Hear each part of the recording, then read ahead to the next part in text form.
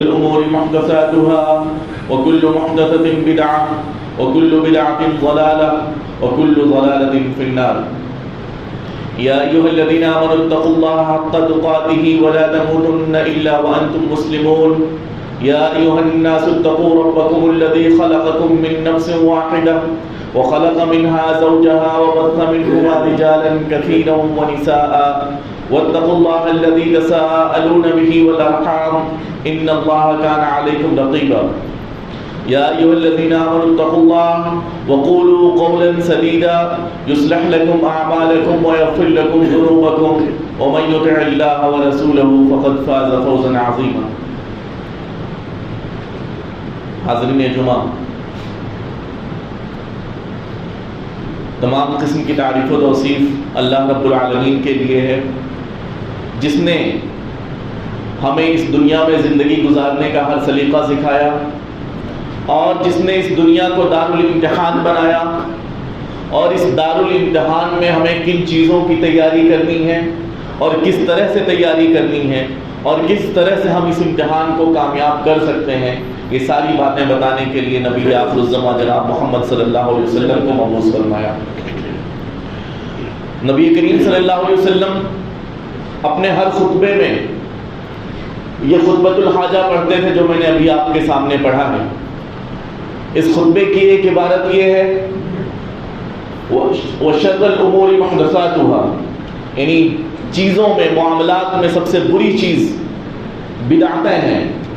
اور پھر اس کے بعد نبی صلی اللہ علیہ وسلم نے فرمایا وَكُلُّ مُحْدَثَةٍ بِدْعَةٍ، ہر نئی چیز بدعت ہے، وَكُلُّ بِدْعَةٍ ضَلَالَةٍ، اور ہر بدعت گمراہی ہے، وَكُلُّ ضَلَالَةٍ فِي النَّارِ، اور ہر گمراہی جہنم میں لے جانے والی ہے۔ یہ نبی صلی اللہ علیہ وسلم اپنے ہر خطاب میں، اپنے ہر خطبے میں امت کو یہ سکھایا کرتے تھے کہ دیکھو اے لوگوں، سن لو، اسلام کی بنیاد دو چیزوں پر ہے۔ میں ذرا تفصیل سے اس بات کی وضاحت کر دوں۔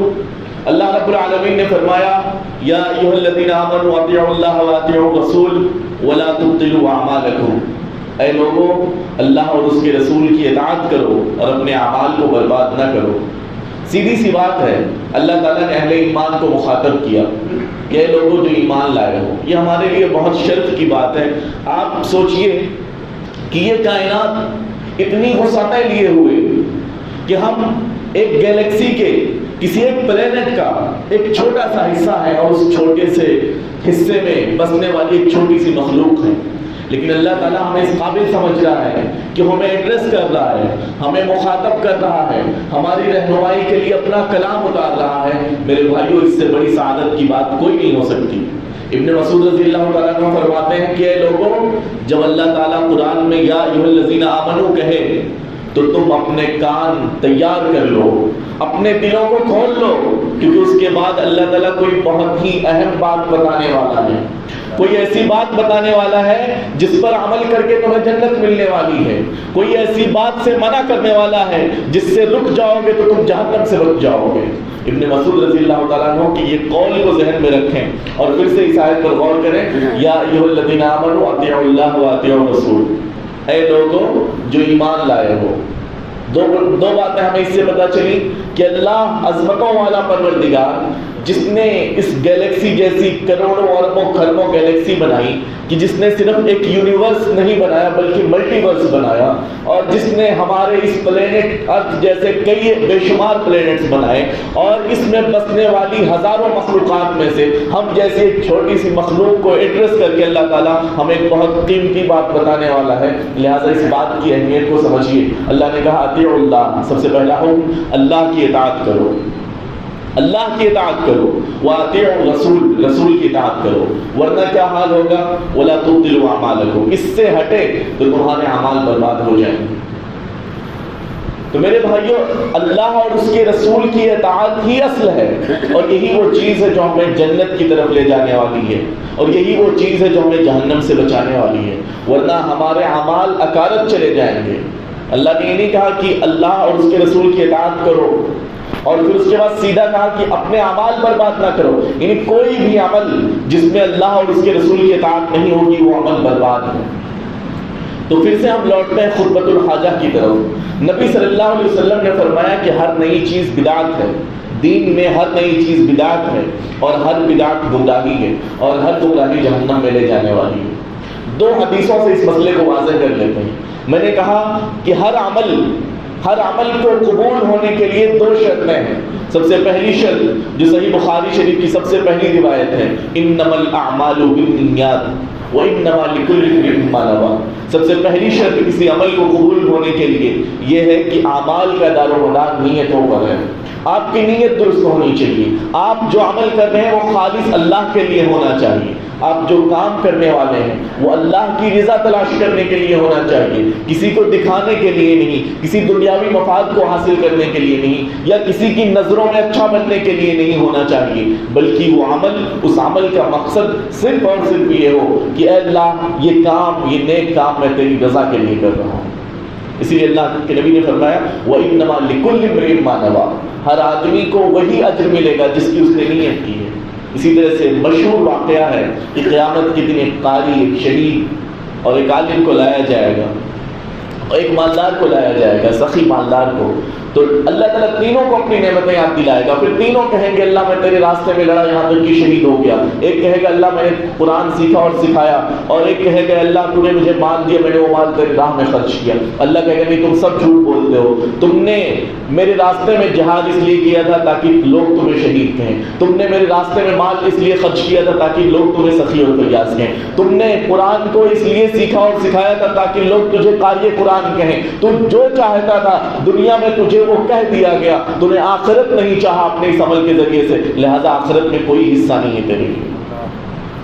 تو پہلی شرط یہ ہے کہ اعمال کا دار و مدار نیتوں پر ہے، ہماری نیت خالص ہونی چاہیے۔ عمل کے لیے ضرور ہمیں یہ نیت کر لینی چاہیے کہ اللہ یہ کام ہم صرف تیری رضا کے لیے کر رہے ہیں۔ دوسری شرط یہ ہے، یہ پہلی شرط، دوسری شرط یہ ہے، اللہ کے نبی علیہ الصلوۃ والسلام نے فرمایا کل من عمل عملا لیس علیہ امرنا فہو رد، جس نے کوئی ایسا کام کیا جس پر ہمارا عمل نہیں رہا تو اس کا وہ کام مردود ہے۔ مفسرین، فقہا، محدثین کہتے ہیں کہ عمل، کوئی بھی عمل جو ہے اس کی ایک باطنی کیفیت ہے، انٹرنل، اور ایک ایکسٹرنل، اس کا جو ہم دیکھ رہے ہیں ظاہر، یعنی انسان جو بھی کام کرتا ہے اس میں دل اور انسان کا بدن دونوں لگتا ہے۔ تو دل سے جو مطالبہ ہے کہ دل وہ اللہ کے لیے خالص کر کے وہ انسان وہ عمل کرے، دل کو اپنے اللہ کے لیے خالص کر لے۔ اور اعضاء و جوارح سے کیا مطالبہ کیا گیا؟ دوسری شرط یہ ہے کہ اعضاء و جوارح کی جو حرکتیں ہوں، جو بھی دین کے نام پہ جو بھی کام کرنے والے ہو، اس عمل کا اسٹرکچر جو ہونا چاہیے، اسپرٹ تو نیت اللہ کے لیے ہونی چاہیے، جو اس کا اسٹرکچر ہونا چاہیے وہ ویسے ہی ہونا چاہیے جیسے کہ نبی صلی اللہ علیہ وسلم نے ہمیں سکھایا۔ تو محدثین کہتے ہیں کہ یہ دو حدیثیں اگر صرف ہوتی تب بھی دین کے لیے کافی تھی کہ اعمال کا دار و مدار نیتوں پر ہے۔ انسان کے کسی بھی عمل کی باطنی پرکھ کے لیے اس کی نیت دیکھی جائے گی، اور کسی بھی عمل کو ظاہری طور پر پرکھنے کے لیے جو میزان ہے، جو ترازو ہے، جو کرائٹیریا ہے، وہ یہ کہ وہ عمل رسول اللہ صلی اللہ علیہ وسلم کے عمل کے کس قدر مطابق۔ تو یہ محدثین اور مفسرین اور فقہا کا کہنا ہے۔ تو میرے بھائیوں، اللہ تعالیٰ نے مشہور آیت ہے، اللہ تعالیٰ نے فرمایا الیوم اکملت لکم دینکم واتممت علیکم نعمتی ورضیت لکم الاسلام دینا، کہ لوگوں آج کے دن میں نے تمہارے لیے تمہارا دین مکمل کر دیا ہے، تم پر اپنی نعمتیں تمام کر دی ہیں، اور اسلام سے میں بطور دین راضی ہو گیا۔ تو میرے بھائیوں، جو چیز اس دن دین نہیں تھی وہ چیز آج بھی دین نہیں ہو سکتی۔ یہ بات ہمیں ہمیشہ ہمارے دماغ میں یہ بات بسا کے رکھنی چاہیے کہ جو چیز اس دن دین نہیں تھی وہ آج کے دن بھی دین نہیں ہو سکتی۔ کچھ لوگ ایک بہت واہیات سی آرگومنٹ پیش کرتے ہیں، پہلے حدیث میں سنا دوں۔ اللہ کے نبی صلی اللہ علیہ وسلم نے بدعت کی تعریف کرتے ہوئے جو فرمایا، یعنی بدعت کی تعریف ہے اس کی ڈیفینیشن جو بیان کی، اللہ کے نبی نے فرمایا من احدث فی امرنا ھذا ما لیس منہ فہو رد۔ بدعت کسے کہتے ہیں سمپل ورڈز میں؟ اللہ کے نبی نے فرما دیا من احدث، جس نے کوئی نئی چیز ایجاد کی اپنی مرضی سے، اپنی خواہش سے، جس نے کوئی نئی چیز ایجاد کی فی امرنا ھذا، ہمارے اس مسئلے میں، ہمارے اس معاملے میں، یعنی دین کے معاملے میں۔ پہلی چیز کہ جس نے کوئی نئی چیز اپنی مرضی کے مطابق ایجاد کر لی، کس چیز میں ایجاد کر لی؟ ہمارے اس دین کے معاملے میں ما لیس منہ، جو کہ اس دین کا پارٹ نہیں ہے، من احدث فی امرنا ھذا ما لیس منہ، جو کہ اس دین کا پارٹ نہیں ہے، فهو رد، تو اس کا یہ عمل مردود ہے۔ اس میں 4 چیزیں کہی گئی ہیں۔ سب سے پہلی چیز، کوئی نئی چیز انسان اپنی مرضی سے ایجاد کرے۔ دوسری چیز، اس چیز کا تعلق دین سے ہو، یعنی اس کو ایز اے دین اس کو پریزنٹ کرے، دین کے طور پر اس کو پیش کرے۔ تیسری چیز کیا ہے، لیکن وہ دین نہ ہو، ما لیس منہ، لیکن وہ دین کا پارٹ نہ ہو، اللہ اور اس کے رسول نے وہ چیز نہیں سکھائی ہو، تو اس کا رزلٹ کیا ہے، فهو رد، اللہ کے نبی نے کہا وہ چیز مردود ہے، وہ چیز کسی کام کی نہیں ہے۔ تو یہ 4 چیزیں۔ کچھ لوگ کہتے ہیں بھائی اگر یہ چیز بدعت ہے تو اللہ کے نبی کے دور میں ٹرین نہیں تھی، اللہ کے نبی کے دور میں ایروپلین نہیں تھی، یہ ساری چیزیں بدعت ہوگی۔ میرے بھائیوں، کیا ٹرین اور ایروپلین یہ عمل ہے یا چیزیں ہیں؟ سب سے پہلی چیز یہ ہے کہ یہ عمل ہے، یہ کوئی کام ہے، یہ کوئی چیزیں ہیں جو انسان نے اپنے وسیلے کے طور پر، راحت کے وسیلے کے طور پر ایجاد کیا، یہ عمل نہیں ہے۔ اور اللہ کے نبی نے کہا کہ ایسا عمل کوئی ایجاد کرے۔ دوسری چیز، یہ دین کے مسئلے میں ہے، یہ دنیا سے ریلیٹڈ ہے، فی امرنا ھذا، ہمارے اس دین سے متعلق، جبکہ یہ دین سے متعلق ہے ہی نہیں۔ تو سرے سے یہ سارے جو فیلسیز ہیں، یہ جھوٹے آرگیومنٹس جو ہیں، ان سب آرگیومنٹس میں پھنسنے کی ضرورت نہیں ہے۔ سیدھی سی بات ہے، اللہ کے نبی نے فرما دیا من احدث فی امرنا ھذا ما لیس منہ فهو رد، کہ جو بھی ہمارے اس مسئلے میں کوئی نئی چیز، ہمارے اس دین کے معاملے میں کوئی نئی چیز اپنی مرضی سے ایجاد کرے گا اور وہ چیز اس دین میں نہیں ہوگی تو وہ چیز مردود ہے۔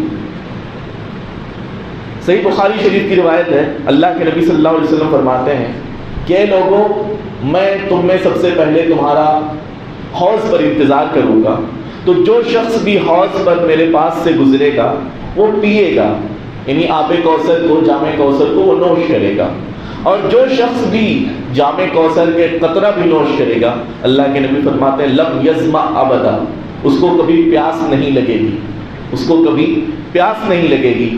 پھر اس کے بعد اللہ کے نبی فرماتے ہیں پھر کچھ لوگ ایسے آئیں گے جن کو میں پہچانتا ہوں اور وہ مجھے پہچانتے ہیں، اور حدیثوں میں اس بات کا ذکر ہے کہ اللہ کے نبی صلی اللہ علیہ وسلم ان کو اعضائے وضو کی چمک سے پہچانیں گے کہ یہ لوگ وضو کرتے تھے، نمازیں پڑھتے تھے اور اعضائے وضو اس لیے چمکتے تھے۔ میرے بھائیو، اس کا مطلب یہ ہوا کہ لوگ بڑے دیندار تھے، نمازیں پڑھتے تھے، اور یہی وجہ ہے کہ سورہ غاشیہ جس کی ہم اکثر جمعہ کی نماز میں تلاوت کرتے ہیں، اللہ نے فرمایا عاملۃ ناصبہ، بہت سے لوگ ایسے ہوں گے جو عمل کر کر کے ناصبہ تھک گئے ہوں گے، لیکن رزلٹ کیا ہوگا، تصلی نارا حامیہ، وہ کھولتی ہوئی آگ میں داخل کیے جائیں گے۔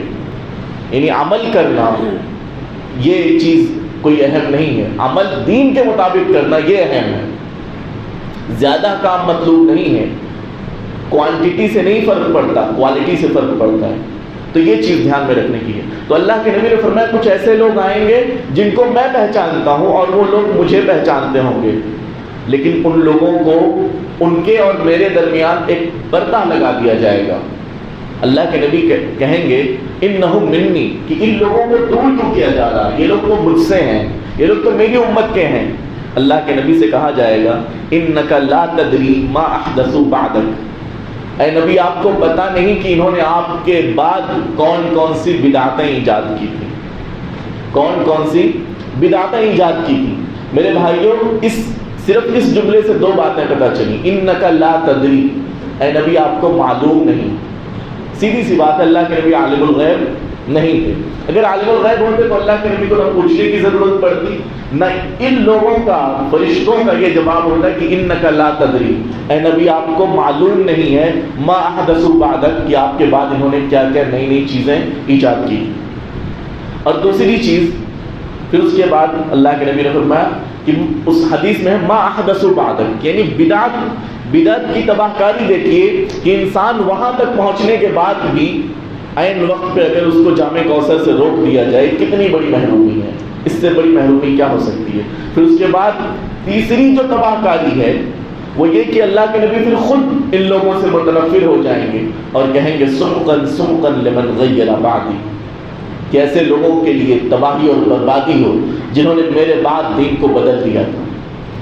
میرے بھائیوں، یہ اتنی لمبی چوڑی تمہید پیش کرنے کا صرف ایک ہی مطلب ہے، وہ یہ کہ ہم جس مہینے سے گزر رہے ہیں، ماہ شعبان، یہ مہینہ بطور خاص بدعتوں کا مشعل ستم رہا ہے.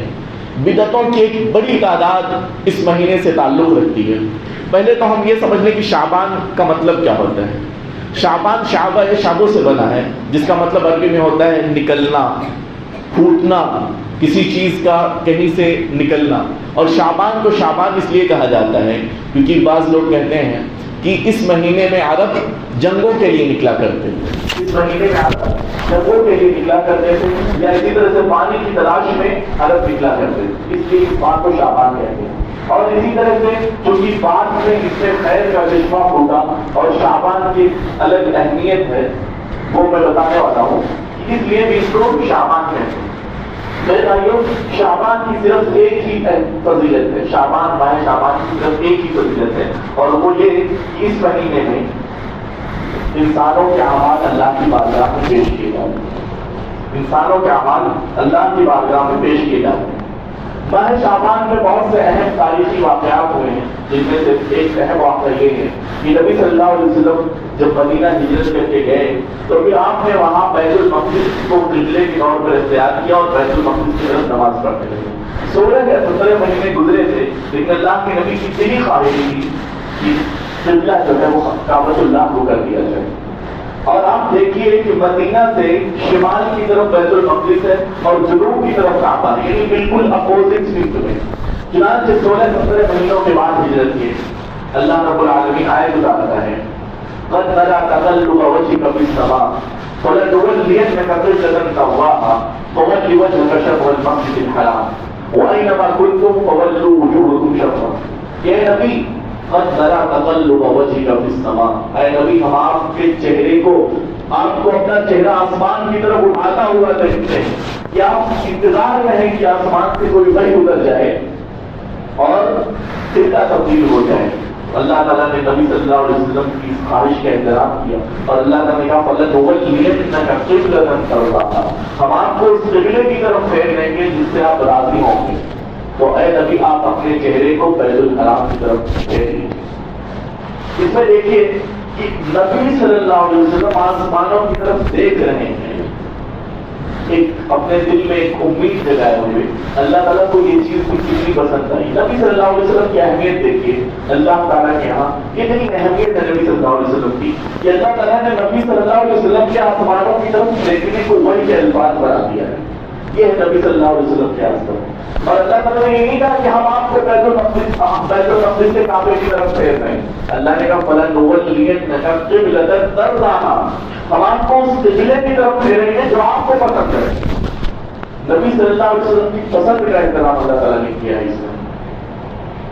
تو چنانچہ عصر کی نماز رہتی ہے اور اس میں یہ آیت اترتی ہے اور پھر عصر کی نماز سے قبلہ تبدیل ہوتا ہے. ابن عمر رضی اللہ تعالیٰ عنہ کہتے ہیں کہ قباء میں یہ پیغام صبح کے وقت پہنچا، فجر کے وقت. فجر کی لوگ نماز پڑھ رہے تھے.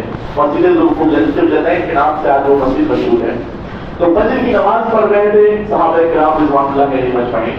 یہ فاصل آتا ہے اور کہتا ہے لوگوں اللہ تعالیٰ نے قبلہ بیت المقدس سے کعبے کی طرف پھیر دیا ہے. لوگ نماز میں ہے، فجر کی نماز میں لوگ اسی حالت میں اپنے رخ کو، یعنی میں نے بتایا کہ بیت المقدس شمال میں ہے، خانہ کعبہ جنوب میں ہے، اپنے رخ کو بالکل پھیر لیتے. یہ اتباع رسول دیکھیے، اتباع رسول کا جذبہ دیکھیے کہ نماز میں ہے، ایک ندا لگانے والا ندا لگاتا ہے لیکن رکے نہیں اور کہا جیسے ہی اللہ کا حکم آیا فوراً اپنے رخ کو پھیر لیا. میرے بھائیوں، جب انسان کے اندر اتباع سنت کے لیے جذبہ رہے گا پھر وہ گمراہ نہیں ہوگا، لیکن جیسے ہی اتباع سنت کے جذبہ کمزور پڑے گا وہ گمراہ ہو جائے گا. دوسری چیز نوٹ کرنے کی یہ ہے کہ اللہ کے نبی صلی اللہ علیہ وسلم قبلے کی تبدیلی کے لیے آسمان کی طرف دیکھ رہے تھے. تقلب وجهك في السماء، اس سے کئی ایک باتیں پتہ چلی. عقیدے کے حوالے سے یہ بات پتہ چلی کہ اللہ تعالیٰ ہر جگہ نہیں ہے. یہ جو اللہ تعالیٰ آسمانوں پر عرش پر ہے، سب سے پہلی چیز یہ پتہ چلی. دوسری چیز شریعت جو بھی اترے گی وہ اللہ کی طرف سے اترے گی. کوئی انسان اپنی طرف سے شریعت میں یہاں تک کہ رسول اللہ صلی اللہ علیہ وسلم کتنا چاہتے تھے کہ قبلہ تبدیل ہو جائے، یہاں تک کہ اللہ تعالیٰ نے قرآن میں ذکر کر دیا کہ ہم آپ کو اس قبلے کی طرف پھیر دیں گے جس کو ہم شدت سے چاہتے ہیں. آپ آسمانوں کی طرف نظریں اٹھا کر کے وحی کا انتظار کرتے تھے، لیکن اپنی مرضی سے آپ صلی اللہ علیہ وسلم نے کچھ نہیں کیا، اللہ کی وحی کا انتظار کیا، اور اللہ تعالیٰ نے جب حکم دیا پھر آپ نے قبلہ تبدیل کیا۔ میرے بھائیوں نے رسول اللہ صلی اللہ علیہ وسلم کتنے محتاط ہیں، تو ہمیں اور آپ کو کتنا محتاط ہونا چاہیے۔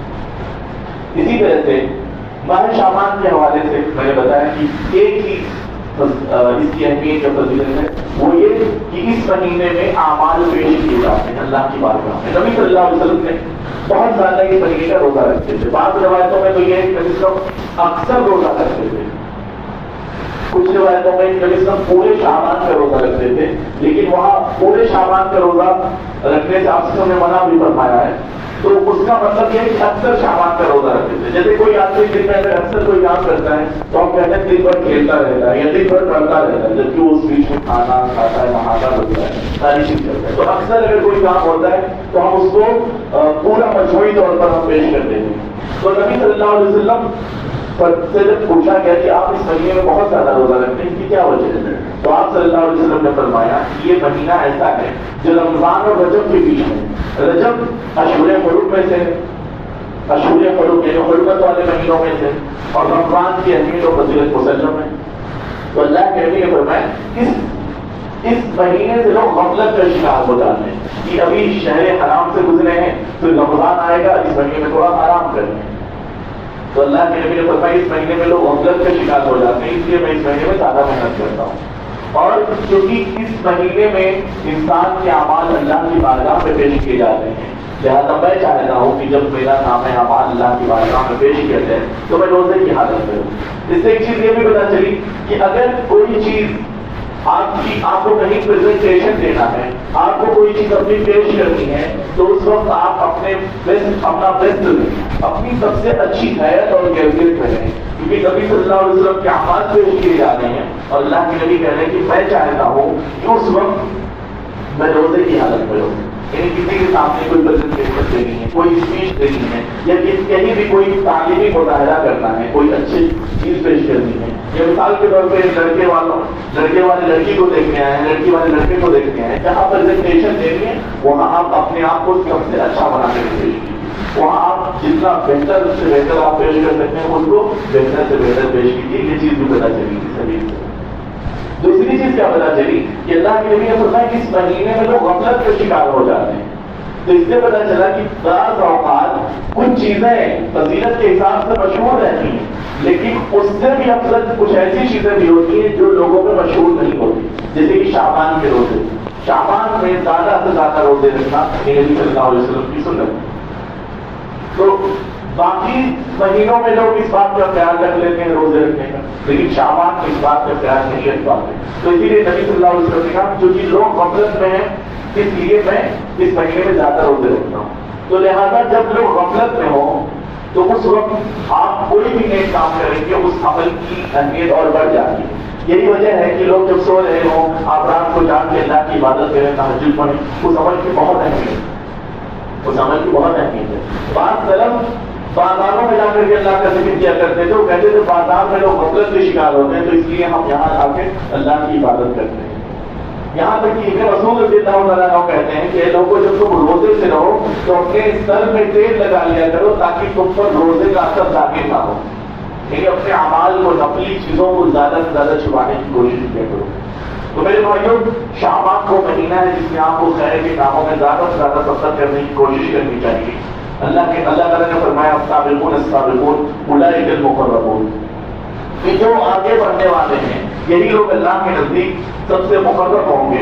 اور اسی طرح سے اطاعت رسول صلی اللہ علیہ وسلم کی اہمیت بھی میں نے بتائی، اور قرآن میں اللہ تعالیٰ نے فرمایا